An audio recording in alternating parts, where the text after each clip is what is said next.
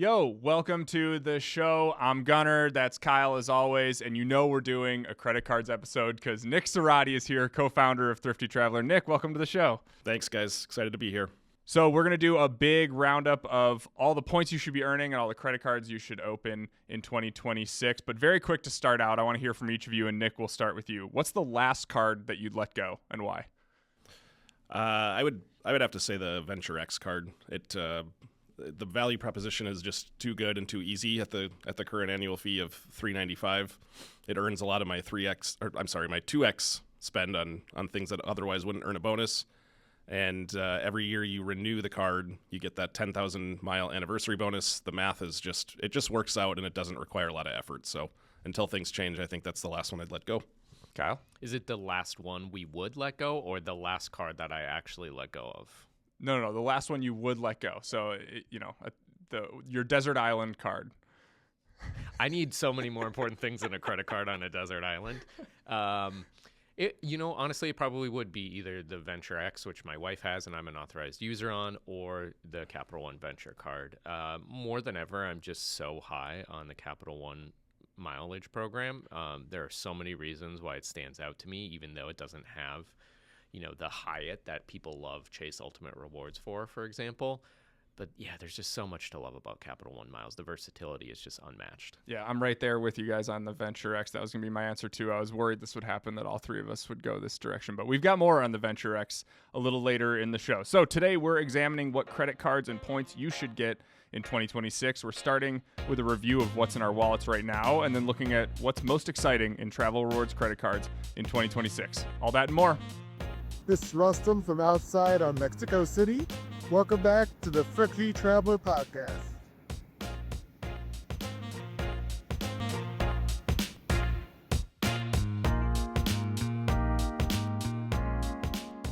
All right, introducing the show this week was Rustin from a hot air balloon in Mexico City. Thank you so much for sending us your unreal video over the pyramids of Teotihuacan. You've officially set the standard. If you want us to feature your video on the next episode, upload it to thriftytraveler.com/voicemail. Have either of you ever done that hot air ballooning expedition before? Not in around Mexico City. I've done it in Turkey, but Rustin set the bar real high. Yeah, it makes the rest of us who have uploaded our own videos look like amateurs. Honestly, that video was a bit triggering for me because I did that exact expedition in Mexico City in a hot air balloon. Is that where you pooped your pants? I did not poop my pants on that expedition. Thanks for asking. We were in a group of 6 of us. It was 3 couples, and the balloon holds 10. So there were 2 other random couples. And so they're like, it has to be 5 and 5 in each basket. And so I was like, you know what, guys, I'll go to the other side of the basket. So I'm with these 2 other random couples. We're high above the pyramids at 6 in the morning. It's beautiful out. It was just an awesome experience. And it's really tight quarters. Like you're kind of right in, nestled in with everybody. And I look over, and the 2 other couples in my basket are just making out, like so aggressively. And I'm touching, I'm in there with them, just in the mix, touching them. I'm looking over to the other side where my wife is, and I'm like, can anyone see what I'm going through over here? Can anyone come kiss me? Yeah, I just want to kiss in this hot air balloon. So that was a really sad morning for me. My wife and I separated by the flame of the basket, and these 2 random couples sucking face right next to me. It was a tough experience. Why do you hate romance? I don't hate romance. I was just very jealous at the time. Just to be clear, if you're just listening and not watching on video, Rustin not making out with anybody over at Teotihuacan. No, Rustin had it right. Rustin looked like he was having the morning of his life. So that was awesome. Thank you, Rustin. A quick note. A lot of you have found the show as we've started the new year. So welcome. We're really happy to have you. Buckle up for some more unhinged content as the year goes on here. If you are somehow enjoying all of this, please let us know. Give us a 5-star rating on Apple Podcasts and write a review too. It helps other travelers find the show and get exposed to all of our best insights and deals. And I'll make you a deal. Go ahead and roast me in your review. All right. Incorporate some fun airport codes, share a red hot travel take. Everything is fair game. We'll pick the best, funniest, and perhaps if you roast me, meanest reviews, and we'll read it aloud on next week's show. Does that sound good with you? Yeah. All right. Okay, guys, in this episode, we want to break down the credit cards and travel rewards landscape for 2026 to tell you what points you should be earning and what cards will help you get there. But first, we thought it would be fun to do a little What's in Our Wallet segment so you can see what we're working with. A few assumptions. We're not working on any spending bonuses in this exercise, so this is simply what I'm calling a peacetime credit card strategy. This is just what you're doing with your everyday spend. Sound good? Peacetime. Peacetime. Yeah, peace in our time. That means when you're working on a welcome bonus, it's war, I guess. Fair. We're going to break this down into our starters. Those are going to be the cards we use and swipe all the time. Our backups, the cards that have uses but maybe don't get most of our spend. Our bench cards are the ones that we hold just for the benefits. And then some cuts if we have anything on the horizon that we're looking to get rid of. Nick, I'm going to start with you. What are your starters? Yeah, let's do it. So I already mentioned the Venture X. That is definitely one of my starters. I have a lot of spend that I would say otherwise wouldn't earn a bonus. So the 2X is really appealing to me. So my 1-year-old daughter is in daycare. Daycare allows us to pay with a card. So essentially Venture X is the workhorse there. I earn 2X on all of that spend, which unfortunately is a lot. And the other big one, you asked us to pick two. The other big one is the Amex Gold Card. It earns all of my dining and grocery spend. With a family of 5, we spend a lot on groceries, so that's all at 4X. There are others, but I would say that those 2 cards earn the vast majority of my daily spend. Nice. That's the Capital One Venture X card and the gold card from American, or is it the American Express gold card or the gold card from American Express? The American Express gold card. Okay. Get it right or they will sue you. They will. They will come after you. Swing the hammer down. Kyle. Not to be a broken record, but those are the 2 that I use most frequently day in and day out, too, for the exact same reasons. I mean, I would reverse them. I would say the vast majority of my spend is either on groceries or restaurants. So that's the Amex Gold is a card that I use literally daily. And then for, a lot of the other things, if it's not a flight or a specific hotel with a specific chain where I have a reason that day, that time to use a different hotel card, the Capital One Venture card or the Venture X just gets so much of the money that we spend to earn 2X points on everything and to earn miles that we really truly care about and just can't seem to have enough of. Yeah, the Capital One Venture X is also in my starting lineup for all the many reasons you all explained. I also have the Chase Sapphire Preferred in there. It's such a cheap card, and it still earns really well, 3X on groceries and dining, and I use that all the time if we're not using my wife's Amex Gold, that is. So a lot of overlap here on our starters. Let's move to our backups. Nick, your cards that have uses but maybe don't get most or all of your spend. Yeah, so I'm going to start with the Delta SkyMiles Gold card. That is in my wallet. I've had the Delta Reserve, and I've had the Platinum. As I've just more or less given up on the quest for Delta status and become a free agent, I've worked my way down the Delta card food chain.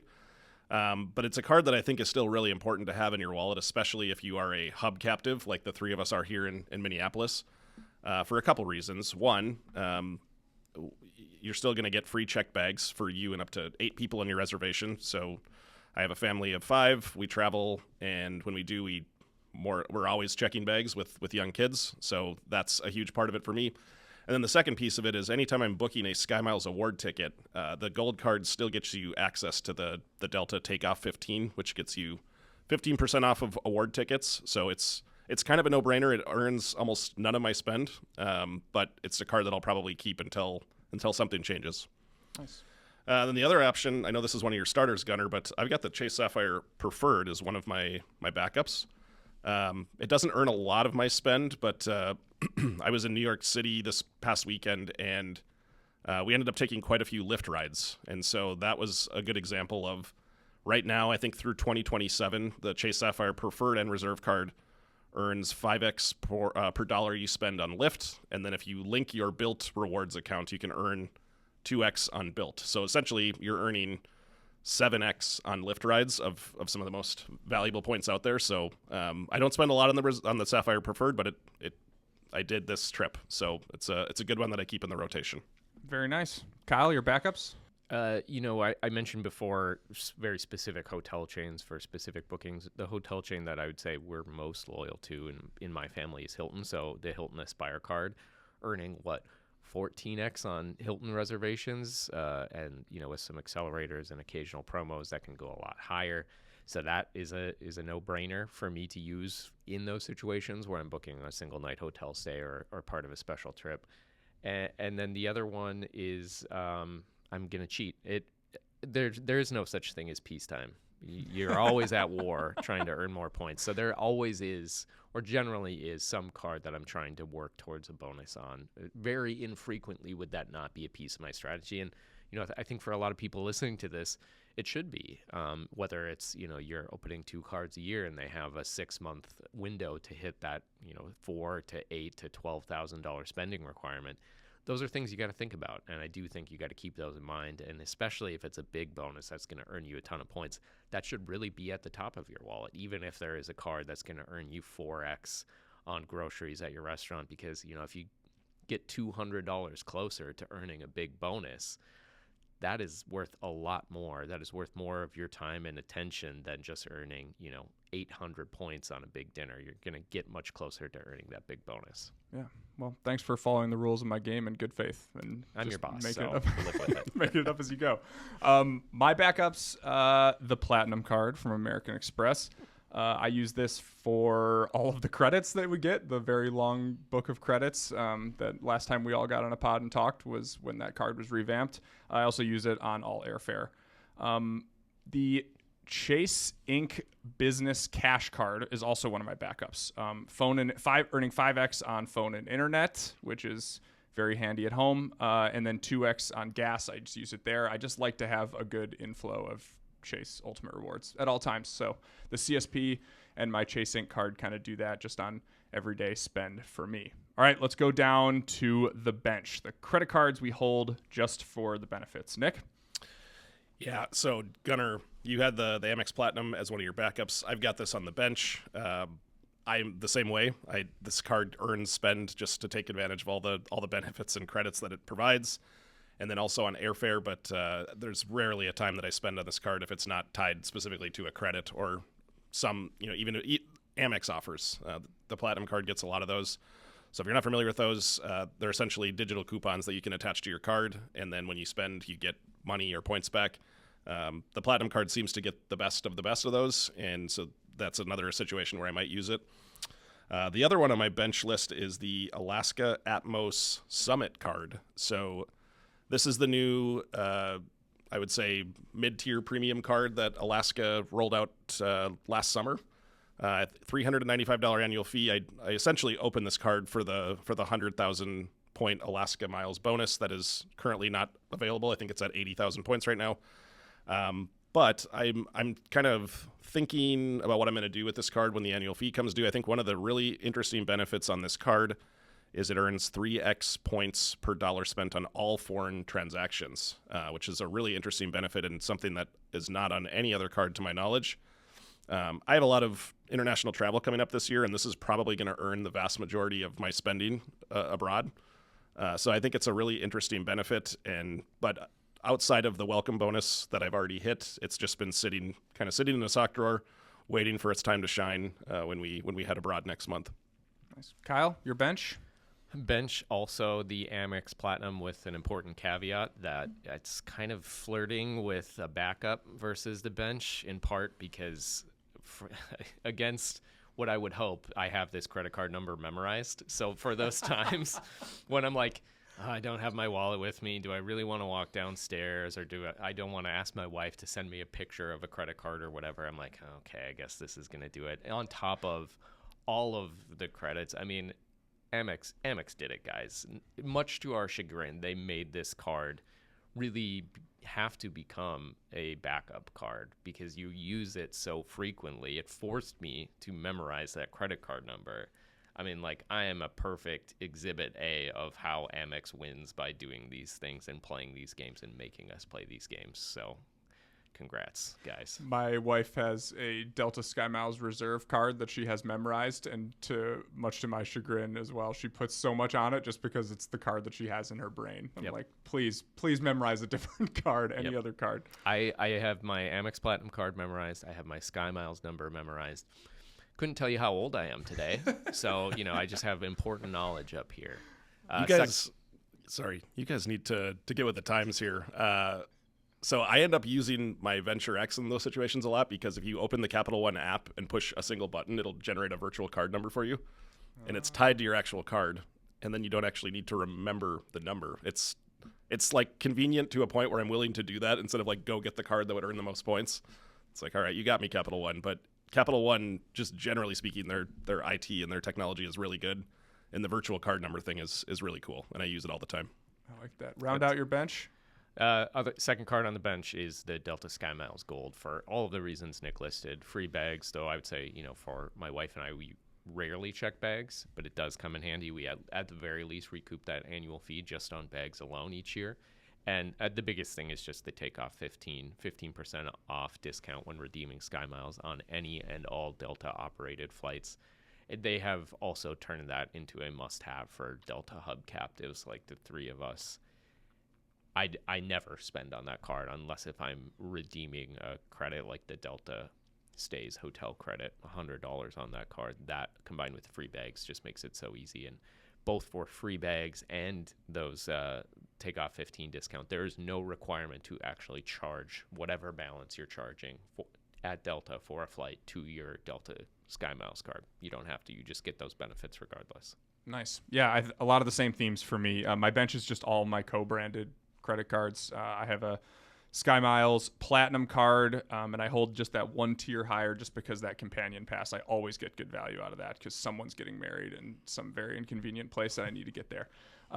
Same thing with Hyatt and Hilton cards. I hold those just for those free nights, more or less.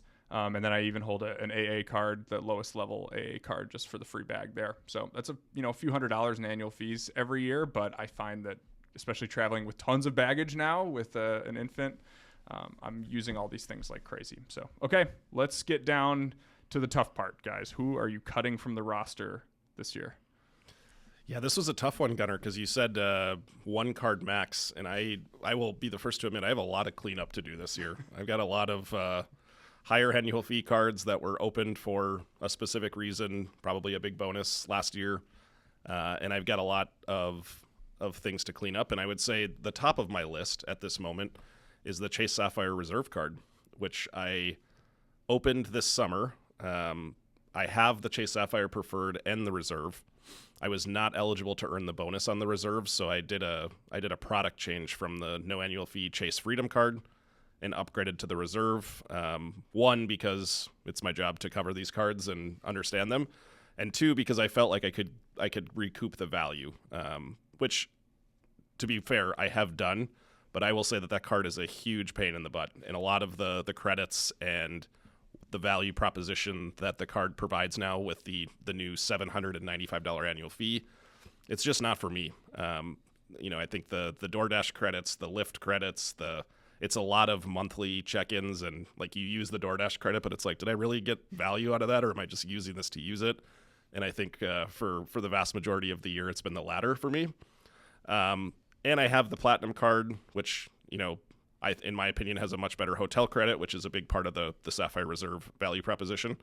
So one thing I will mention, though, is a couple of weeks ago, maybe about a month ago, reports started surfacing that Chase is offering retention offer bonuses on the Chase Sapphire Reserve of $400. So people are calling to cancel their card, and Chase is saying, hey, we'll give you $400 to keep it open. So if that is still around when I need to close this card out this summer, it probably changes the equation a little bit, but assuming that there's no retention offer for me, I think that card's gone. I just never travel through airports that have a Chase Sapphire lounge, and if I did, that would probably change the math a little bit for me, but at this moment, that's number one on my list. You're using our podcast as a platform to fluff up your retention offers a little more? Like, hey, Chase, if you want to keep a high-profile guy like me around.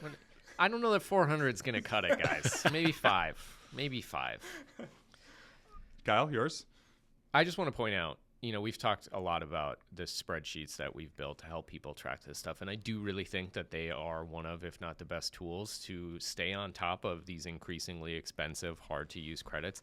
But man, I vividly remember building out the sheet for the Chase Sapphire Reserve card and finishing it and looking at the list of 130 rows of data saying, oh my God, this is the most annoying credit card in the world. It's not even close. It's crazy how many things there are on that card to keep track of, which to Nick's point, time is money too. and you got to figure out whether it's worth the amount of time. And it takes so much time to keep tabs on that card in particular. I think too, when you look at the American Express Platinum refresh, did they add any credits that were quote unquote monthly that you had to deal with? I think everything is half year or quarterly and so much easier to deal with and come up with a plan on how to use it. And I think Chase just missed the mark with that entirely. There are the DoorDash, which is split into 2 grocery delivery and 1 takeout delivery. Yep. So there are 3 a month in It's just, come on, guys. Enough is enough. Ironically, the card that's on my cut list is the Amex Business Platinum. I think the 3 of us agree that the personal Platinum card is better than it was a year ago. I think the opposite is true with the Business Platinum card. I think that card has gotten significantly worse. They changed the Dell credits, which were annoying but relatively easy to use. In the past, you would get $200 twice a year. So every 6 months, I would order some Google Home device, which is nice to have, not a need to have. But they have replaced that with 1 credit, which doesn't go as far. A bunch of business service credits that I can't really use. But I think most importantly, they nuked that card's most important benefit, which prior to this changeover in mid-September of 2025, you would get 35% off points bookings for any premium cabin flight booking through Amex Travel, and any economy redemption on your airline of choice. And now that one airline of choice is what dominates the entire system, no matter which cabin you're booking. So before, it was a great option if you found a reasonable premium economy, business class, or first class fare to be able to book with points and have it be treated as if you just booked it with cash, which is a win-win. And now that just doesn't go nearly as far. So that for me says I'm going to use up every single credit that I can in the calendar year of 2026. And when that annual fee comes due, I'm going to get rid of it. Yep. Smart. Okay, mine's the Delta Sky Miles Reserve card, which I signed up for last year just for the bonus. And I thought I could maybe get a little more out of it. And then I realized that spending to Delta status is still just way out of reach for me. And so I don't really have a use for this card. The Platinum card gives me everything I need in the Sky Miles portfolio. So goodbye, Sky Miles Reserve card. Good, thick, healthy wallets from all of us, and I think some good cuts in the new year as well. How do we feel about our rosters? Yeah, I feel good. The Business Platinum card is also on my cut list, and I figured that was going to be Kyle's, so I went a different angle. But just last night, in fact, I was going through my annual fee renews in February, so I'm just trying to get everything out of it I can, and I did burn up the Dell credit on something I definitely don't need, and was able to use the new hotel credit on that card, which previously did not have a hotel credit. That was probably the one part of the update when they made that to the Business Platinum card that I think was positive, is they added the Fine Hotels and Resorts $300 credit twice a year. So I was able to use at least the first half of that. So feeling good about dumping it and getting what I could out of it. Very good. Okay, let's look a little bit more big picture in something hot and something cold. And this week, we're actually going to start with something cold. Something that we've noticed and something that we're kind of projecting forward is that credit card annual fees are going up across the board. I think, $150 is the new $95 is the way that you put it to me the other day, Kyle. And Did I say that? Yeah, I think you did. Oh, that's good. Yeah, it is good, right? Good job. And then Kyle. I would say $895 is the new $695, right? If we're thinking about it in terms of the Platinum card from American Express. So here's a question I'll pose to you. I guess I'll send it to you first, Nick. Is a fee hike on your favorite card just inevitable at this point? Yeah, I mean, I think it is. When you look at the Chase Sapphire Preferred, $95, that's the price it's been since that card launched in 2011. The Sapphire Reserve was refreshed over the summer. That card went from $550 up to $795. So when you think about the delta in between those two now, it's $700. That's a lot. There's nothing in between there. So, I think there was some rumors circulating last fall that the Sapphire Preferred annual fee was going to increase this year. I haven't really seen much movement on that, but I think it's inevitable. It's going to happen. They're probably going to add a couple of coupon-y statement credit type things to the card to justify it, but I think the days of the $95 fee Sapphire Preferred are gone. And then I would also say, just looking at the the Venture X at $395, which really is competing in that premium card space. I wrote a story on this like 2 years ago now that was like this. A fee hike on the Venture X is inevitable, and I'm happy to be wrong about this. I think, looking at that card and what it provides, they could increase the annual fee. I don't want to give you any ideas here, Capital One, but they could increase the annual fee on that card by $100, and it would still be the cheapest premium card by far.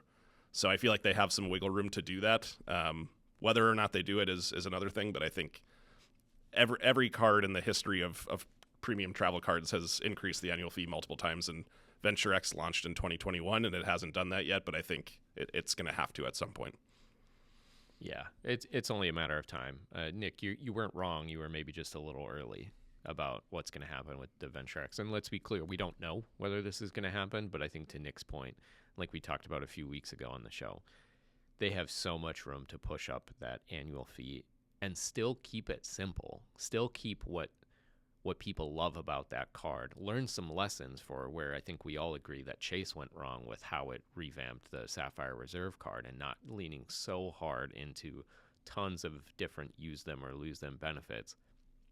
But yeah, I mean, going from $395 to even $450, $500, that still gives them the edge of being able to say, all right, these three big banks that people really care about. I mean, because there really are three, and then the rest, Chase, American Express, and Capital One, at least for the people that we talk to, they could push higher on annual fees and still be able to say we are $400 or more cheaper than everybody else on the market and giving you the same benefits and in some cases even better benefits. Yeah, like you said, Nick, I don't want to give Capital One any ideas, and everybody knows that I am massively influential in this space. But I wouldn't bat an eye at $500 for that card. It's just so valuable to me, and I use it like crazy, and I would continue to do so at that price. Anything north of that, you'd get me to start thinking, but I still really love that card. But I do fear what's ahead in 2026 for the Capital One Venture X. Anything else on this? One thing, so I just discovered this last night, and I don't even know if you guys are aware of this yet, but the Venture X $300 credit that it comes with historically, so you have to use that through Capital One Travel, and historically that's meant booking a flight, a hotel, or a rental car. They have now added activities in Capital One Travel. So my wife and I are headed to Switzerland at the end of February, and I was able to book a couple of activities in Zurich while we're going to be there and apply my $300 travel credit. One is like a 3-hour walking tour the day that we get into town. And I think it was like $60 per person or something like that. So they've given me another like easy way to redeem that credit and make this card kind of a no-brainer, which, the activities piece is awesome to me. I historically use Airbnb experiences a lot for that, and you can actually use Venture Miles to wipe those away as well. But you can book these directly through Capital One. I actually don't know when they added this, but it was a nice surprise. That's very cool. I wonder if I can get myself a lift ticket through Capital One. That'd be pretty amazing. Don't try going to Aspen. No, not in Aspen. That's one day of $300 credit right there. Okay, time to move on. All right, this was initially pegged as something hot, but unfortunately circumstances have changed.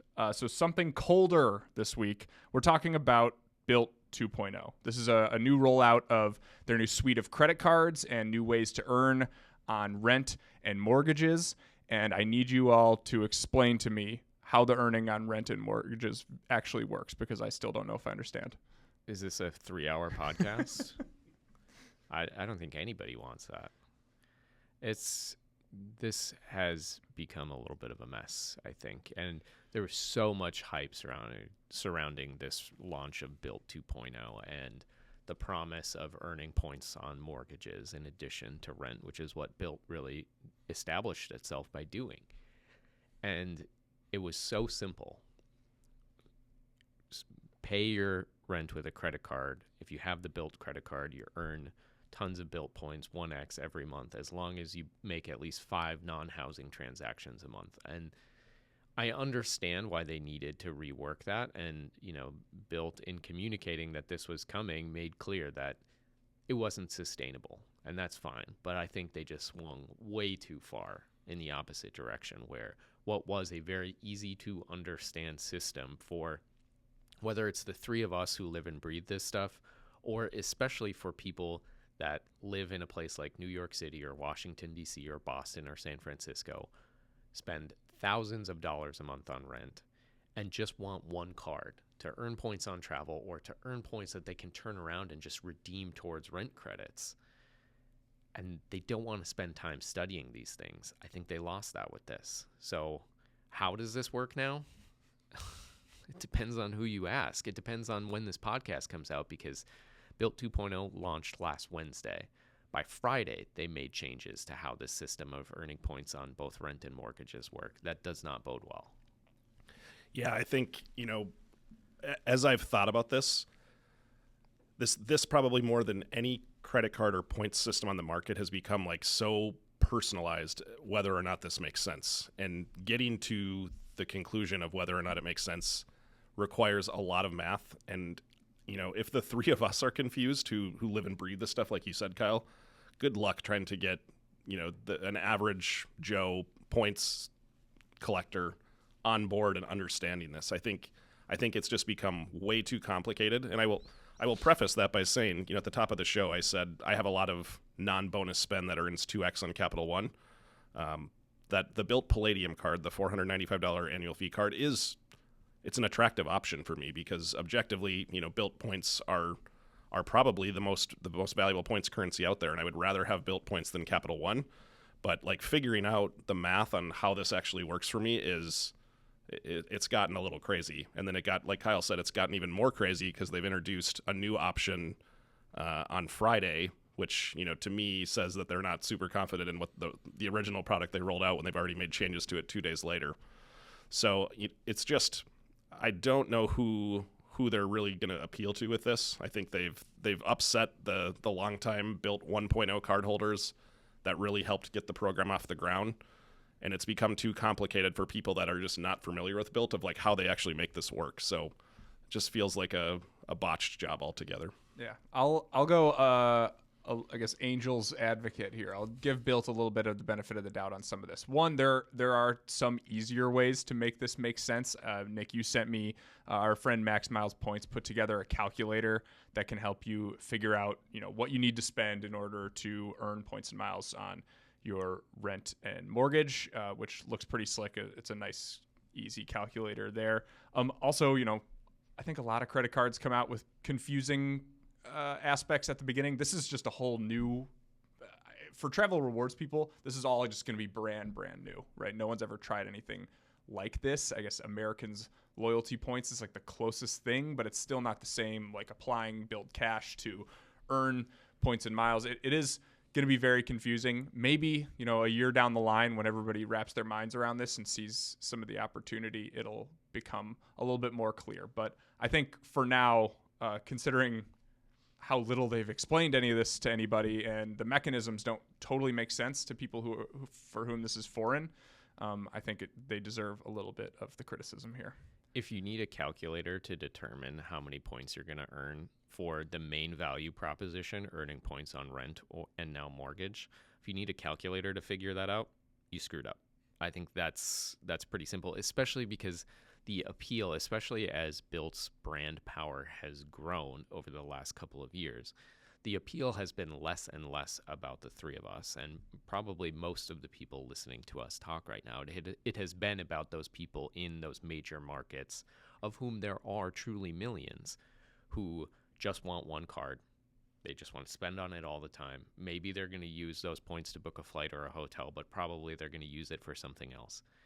And if you're asking those people to pull out a calculator in order to figure out how many points they're going to get on their monthly rent or mortgage payment, you lost them, I think.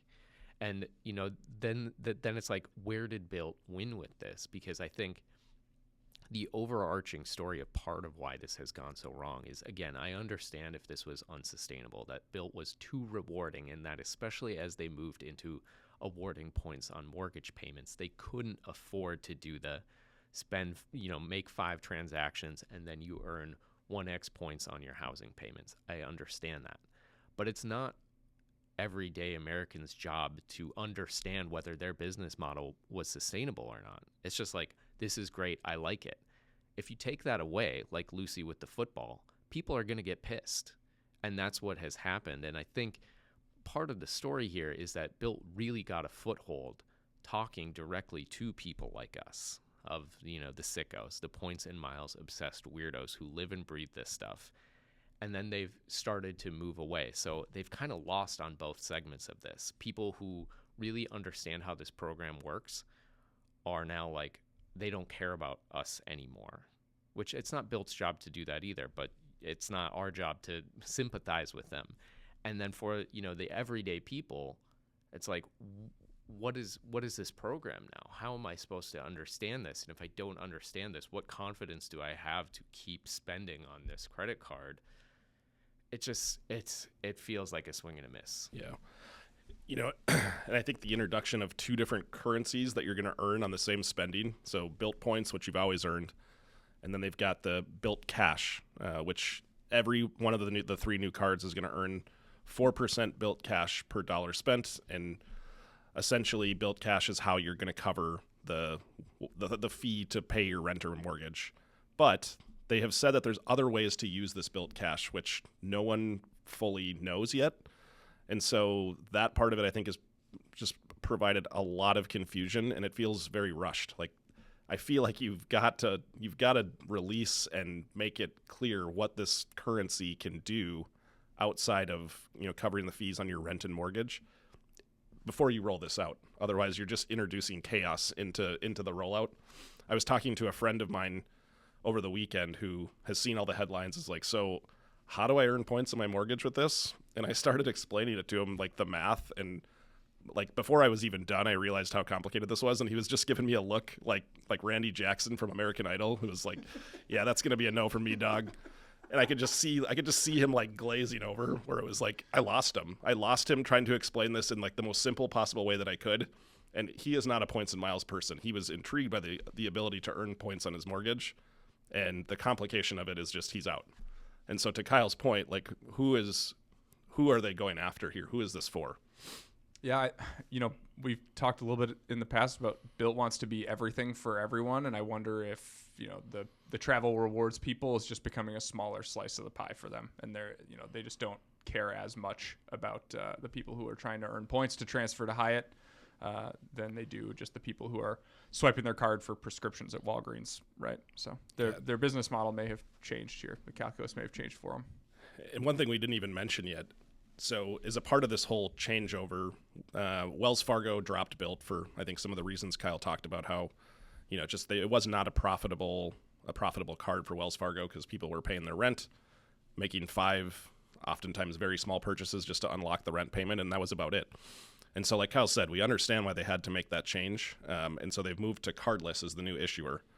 But there's been just a lot of hiccups with that as well. I was a Bilt 1.0 cardholder and did the changeover to cardless, and I do have the Bilt Palladium, and I will say that for the 50,000 point bonus and some of the other stuff it offers, I'm willing to give it a chance here for the first year, just because, like I said, I have a lot of otherwise non-bonus spend that I think this can work for me, and I'm willing to do the math, and I realize a lot of people aren't. But I think one of the things that's been an absolute mess is people that are Bilt 1.0 cardholders that have like applied to get one of the new options are getting straight up declined for the card. And it's not even supposed to be a hard credit pull. It's supposed to be like some sort of a changeover, and you get to choose which card you want. And then there's a whole issue of people that are getting like smaller credit lines with the new card than they had previously. So they've upset a lot of like long supporting Bilt cardholders that are just trying to do the changeover, and they're getting declined and can't get the card. And it just feels like there's a lot of loose ends that they need to figure out here. Yeah, wouldn't want to be in Bilt HQ last week or this week trying to figure some of this stuff out. Anything else on Bilt 2.0? Okay, well, we're going to make some recommendations on what credit cards we think that you should pick up in 2026. But first, we're going to take a quick break. Kyle, when people ask me, what credit card should I get? I can pretty much only give them the most annoying answer possible. It depends. There are so many factors and moving parts to choosing the best credit card. I cannot give a one-size-fits-all answer. It's like, what kind of the points and miles do you want? How is your credit? Do you have cards already? What are you eligible for? What kind of annual fees are you willing to stomach? What are your travel goals? When you get asked a question like this, Kyle, what do you answer with? I mean, these days I just tell them to use CardPilot, a tool that we created to help match travelers individually to the credit cards that fit their personal needs. It's available online and it's completely free to use. Here's how it works. Answer a few quick questions about your current credit cards, your travel goals, spending habits, and personal finances, and you'll receive personalized recommendations within minutes. We don't collect any identifiable information, and we never sell your data, period. Give it a try today at cardpilot.thriftytraveler.com. That's cardpilot.thriftytraveler.com for your personalized credit card recommendations. If you're asking Gunnar for credit card advice, you're doing it wrong. Use CardPilot instead. All right, back to the show. All right, it's time for the Extra Mile, where we dig a little deeper on an important travel topic. And this week, I just want to ask you both a very simple question that might have some not so simple answers. What credit cards should travelers get this year? Let's each pick one or two that intrigue us for 2026. Let's start with you, Nick. Yeah, I think one card that is intriguing and something that, for the last handful of years, I've really written Citi off. Citi thank you points specifically. They haven't been, don't get me wrong, they're very valuable. There's a lot of good transfer partners with Citi, but that just the lack of a U.S. airline transfer partner and just generally Citi's IT and the lack thereof has just turned me off of the program. They launched a new premium travel card, just like everybody else did last year, called the Citi Strata Elite. It's currently out with a 100,000 point bonus after you spend, I think it's $6,000 in the first 3 months. They have added American Airlines as a one-to-one transfer partner, and there's a lot of interesting credits on that card, which I like. They have a $200 annual splurge credit is what they call it, so you can use it for anything that you spend with American Airlines. You can actually use it at Best Buy. Citi is the issuer of the Best Buy co-branded card, so I'm sure that's how that partnership came to be. But there's a lot of interesting stuff on that card, and I think it is worth a look, especially if you've been kind of out on Citi for a long time, like myself. Yeah, I really like that card. I picked that one up recently, and I've gotten good use out. I plan to just send them all to American unless something else pops up, but as just a way to fill up my American coffers and kind of quickly and easily do it. And their IT is way, way better. I was kind of surprised because I'd never been in the Citi ecosystem before, and everyone complained about their IT, and I logged on, and it's like, it's pretty much the same as everyone else. So, but I really like that card. Kyle? I wouldn't say they had a glow up. I think they just grew up. Yeah. They joined the 21st century finally within the last year or so. I'm going to sound like a broken record. I don't care. It's just any Capital One card, especially either the Venture or the Venture X if you don't have either of them. I think people harp, especially people who talk about what we do, harp on max value, which I get. I understand, and I also appreciate how great it is to send Chase points to Hyatt and book hotels that cost $900 a night for 30,000 points or less. That's really cool. But for me, the most valuable thing in this world is flexibility and versatility. And I think with Capital One miles, that is just absolutely unmatched. Not just because you can not just, transfer points to Turkish Airlines or British Airways or Finnair or whoever else, but you can cover any travel purchase in the world. Just pay for an airline ticket, pay for an Airbnb, pay for a tour through Viator, and then go back and cover that cost. So if it's $500, it costs you 50,000 miles. That's amazing for those situations where there just isn't an option, a traditional option to cover your travel expenses with points. But they also take it to the next level in two really important ways, to me anyway. No bank makes it easier to combine points with other people. You can send Capital One miles to any other cardholder, whether they live in your household or they're a complete stranger. Don't recommend doing that, but it is an option. As long as that other user has a Capital One card, you can transfer miles between them. And that includes if you're earning points for a small business, like even with a Capital One Spark card, you can transfer those miles to a personal Venture card holder. We've done this for family trips where, my in-laws have a ton of Capital One miles from their business. They transferred those miles to our personal account, and then we booked tickets to Hawaii for everybody in the family. No other bank makes that so easy or free, and in many cases, it's just not possible, period. And then the final thing that I really love about Capital One miles, and I'll get off my soapbox, is most banks, all banks really, require you to transfer points in increments of 1,000, which means if your flight costs 38,500 miles, you have to transfer 39,000 miles, and then you just have 500 miles stranded somewhere in Air France or Virgin Atlantic or wherever. Is that the end of the world? No, but it's pretty annoying. Capital One allows you to fine-tune your transfers in increments of 100 as long as you transfer at least 1,000 miles. So you can transfer 38,500 miles or 1,500 miles to top off an account that you have in order to get those, 40,000 miles that you need in order to book an award ticket. I am higher on Capital One than I think I have ever been because of those things. So I think it should be on the top of everybody's wish list. Nice. Capital One. Any Capital One card is Kyle's answer. Any others on your list? Nick touched on the Alaska Atmos Summit card, especially because of that 3x on foreign transactions. I don't have this card yet. It's on my list for sometime in 2026. Hopefully they come out with another elevated bonus, which will give me, the kick in the butt that I need to open it and get it. And then it would just become a fixture in my wallet anytime I'm traveling abroad because, to Nick's point, earning 3 points per dollar on any purchase overseas is unheard of. Yeah, and then I think the one of the reasons I'm really considering just keeping this around long term, not only because of that, but they offer these companion award tickets. So like if I book an Alaska award ticket, it doesn't have to be on Alaska, it can be on any of the partners. If I'm booking it for myself and my wife, I think every year you get a 25,000 mile certificate that you can just apply to that second companion booking. So I have a lot of Alaska miles, so that's it's essentially 25,000 off on award booking. And if I get that every year and I can make use of it, I think that card sticks around for the long term. I also had this card in my what to get in 2026. The hive mind. Yeah, for all the things you guys mentioned, the free points pooling among 10 users is also awesome. You get a 10,000 point card anniversary bonus as well. A partner award fee waiver because Alaska does charge like an extra, what is it, $12 on some of their $12.50, yeah, on their partner awards, which is not crazy, but it's just annoying. Especially when you're booking like a really cheap, quick American Airlines flight in the U.S.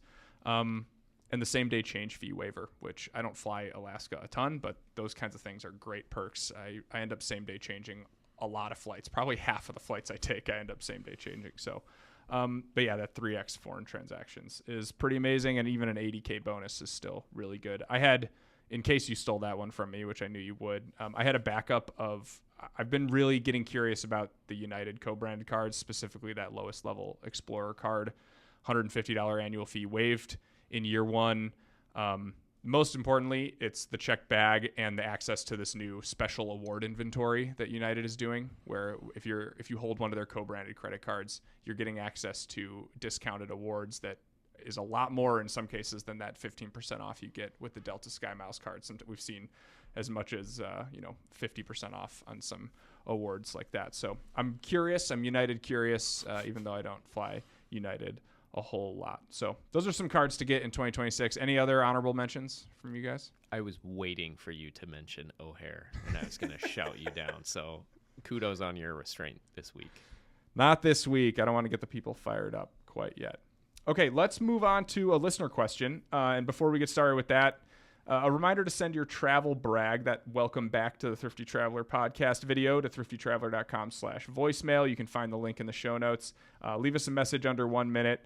That's thriftytraveler.com/voicemail to leave us a message. Someone has to beat Rustin's Mexico City balloon video. Okay, our question this week comes from Kimberly. Kimberly asks, what credit card or cards should my best friend and I apply for to take advantage of flight deals to Europe next year? We'd like to go at least 2 times in 2027, but don't know if we should consider specific airline cards or general points earning cards or a combination. I've heard you discuss sweet spots and stopover options, but I'm confused on the best cards to get for using miles to Europe.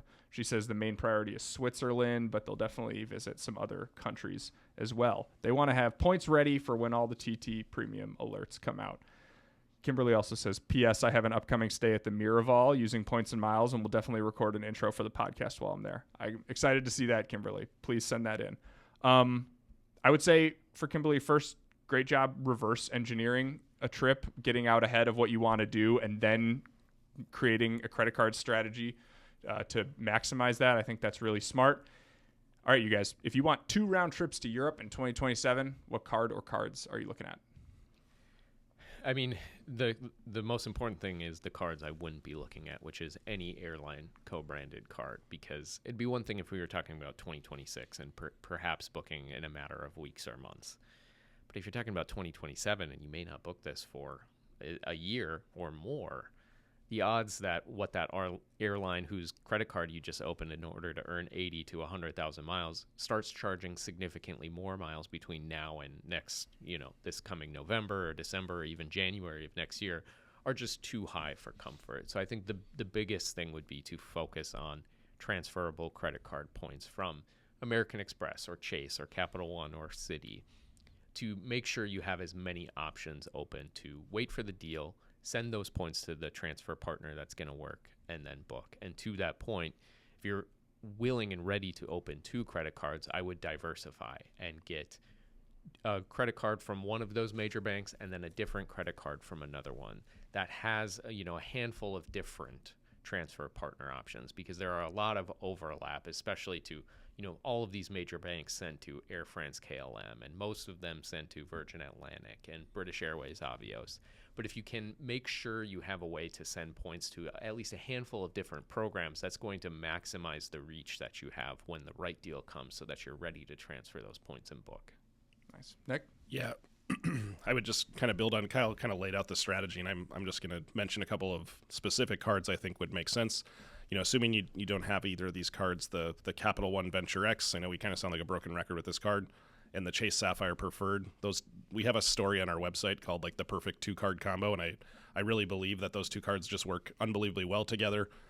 Like Kyle said, you're not putting all your eggs in one basket, and I think importantly, if Switzerland is the goal, there's a lot of Star Alliance possibilities with the transfer partners. I'm headed to Switzerland next month, and I booked that flight both there and back through Air Canada Aeroplan, which is on Swiss Airlines, which is one of their partners, and you can transfer both Capital One miles and Chase points to Swiss, and it was very easy to book, and it's a deal that we feature quite frequently as a part of our premium membership. I think you're going to get a lot of bang for your buck if you're willing to shell out $95 for the Sapphire Preferred and $395 for the Venture X, and that would be my suggestion. Yeah, awesome advice for Kimberly. Kimberly, sick brag that you're going to Europe twice and you have a best friend. That's pretty amazing. Couldn't be me. Yeah, not us. If you'd like us to answer your question on the podcast, or if you have any feedback, hit us up at podcast@thriftytraveler.com, and we might feature your question on next week's show. All right, to close the show, as always, it's our on-the-spot segment, and I've got something for Nick and Kyle. So we did a what's in your wallet question, but I want to know about your actual physical wallets. What are you guys packing? What is your wallet? I see yours right here, Nick. What do you got? Like, what brand is the wallet? Yeah, what's your wallet? Tell me about your wallet. It is, I couldn't have answered this question before looking at it, but it is a brand called Distill. Okay. And I like it because I can carry a lot of cards in it, and it's not like a George Costanza really fat wallet. That's pretty slick. That's my wallet. I like it. Kyle? I have a Shinola card case, which technically has room for 4 cards. This is what happens is you end up putting more cards. You're like, oh, I can probably fit 2 in this slot. And then you always have to have 2 in that slot, because once there's 1, it just falls right out. So while there is on paper room for 4 cards, I have 6 plus an ID in here. So, Okay. Yeah. That's pretty good. I was gifted this Cole Haan money clip card holder for my middle school graduation from my Uncle Dave and Aunt Mimi, and it's been the only wallet I've ever carried in my life. Money clip, usually pretty thin on the money, but as you can see, plenty of plastic in there, and like Kyle said, it gets bigger every year, and now I have to hold the maximum amount of cards in there, otherwise they all fall out into my pocket or onto the concourse floor. That's impressive that you've never lost a wallet. Never lost a wallet. Wow. I really You are don't. tempting I fate. really don't care Yeah. for that. Sorry, I had to knock on wood, producers. If you find Gunnar's wallet in an airport somewhere, send it to me. I'll take care of it. Don't worry, guys. Awesome.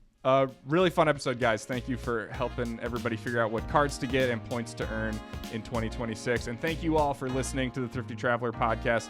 Rate us 5 stars on your podcast platform of choice. And, write a review that really roasts me. I'm excited to see what you all have in store. Like and subscribe to the show on YouTube, and send this episode to someone you know who needs a vacation and the points to get them there. If you have feedback for us, send me a note at podcast@thriftytraveler.com. We'd love to hear from you there. Kyle, tell us about the team. This episode was produced by your favorite host, who is going to be crying in a couple of days while he reads your roast-worthy reviews, Gunnar Olsen. It's produced and edited by Sylvia Thomas and edited by Kyle Thomas. Our theme music is by Benjamin Tissot. Nick, see you next time. Gunnar, see you next week. See you later.